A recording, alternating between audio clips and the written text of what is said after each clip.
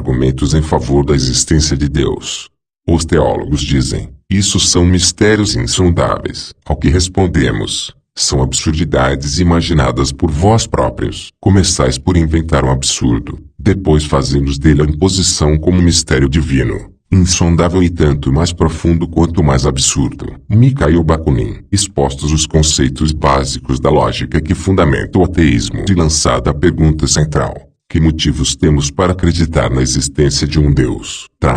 Temos agora de nos confrontar com os argumentos que pretendem provar a existência de Deus. E certamente não faltaram esforços nesse sentido, pois, como sublinha o Libon, os crentes, por mais convencidos que sejam, têm sempre sentido a necessidade, pelo menos para converter os incrédulos, de achar na sua fé razões justificativas. As numerosas elucubrações dos teólogos provam com que perseverança essa tarefa é empregada. Nas páginas a seguir analisaremos os principais argumentos propostos e, então, apresentaremos os motivos pelos quais não servem como justificativa para a crença em Deus. Veremos primeiramente os argumentos mais singelos, que podem ser refutados sem muitas dificuldades, por se basearem em noções bastante distorcidas do que seria realmente uma prova. Posteriormente, trataremos dos argumentos mais elaborados, que serão analisados de modo mais extensivo. Contudo, antes de nos lançarmos a não tal tarefa,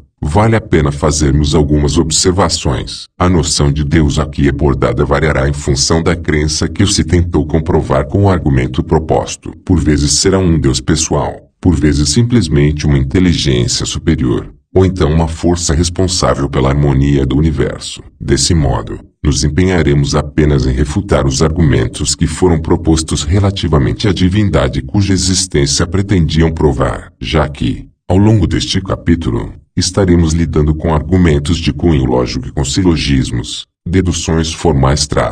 Também é válido lembrarmos que a lógica pura não é o critério da verdade. A lógica é uma criação humana, consistindo de uma série de constatações sistematizadas que tentam representar o modo como a realidade funciona. Assim, ela é uma ferramenta bastante útil para nortear nossas investigações, mas não para determiná-las completamente. O fato de um argumento que pretende provar a existência de algo se fundamentar numa lógica impecável, a rigor, nada significa se as conclusões às quais se chega com ele não estiverem sujeitas à comprovação, à verificação. Isso porque é possível conceber várias explicações fundamentadas em um rigor lógico igualmente maciço para defender causas opostas, sendo impossível, é claro, que ambas correspondam à realidade simultaneamente. Portanto, o único modo de saber qual delas é verdadeira consiste em confrontá-las com a realidade, para então vermos qual delas sobrevive. Se as teorias não podem ser falseadas, se não podem ser refutadas nem confirmadas,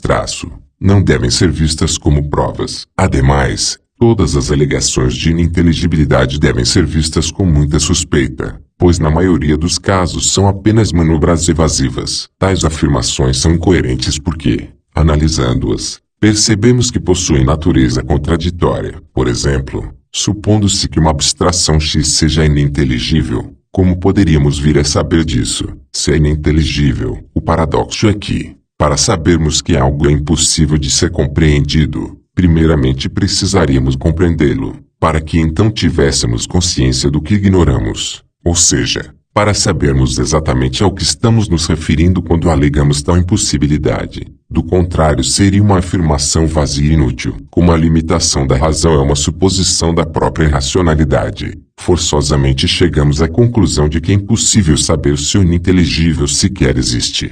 Isto é, não passa de uma conjectura impossível de ser comprovada. É por isso que o indivíduo que alega a ininteligibilidade, normalmente, limita-se a postular o algo que é ininteligível como previamente dado, sem demais explicações. Em outras palavras, trata-se apenas de uma crença irracional revestida por uma tênue película de lógica. Os argumentos apresentados a seguir servem como um exemplo da espécie de raciocínio que é tipicamente usada para fundamentar o ateísmo cético, ou seja, aquela modalidade que se limita a refutar os argumentos pelos quais supostamente a crença em algum Deus seria justificada, sem se preocupar em negar a possibilidade da existência de tal divindade, que é uma característica do ateísmo crítico.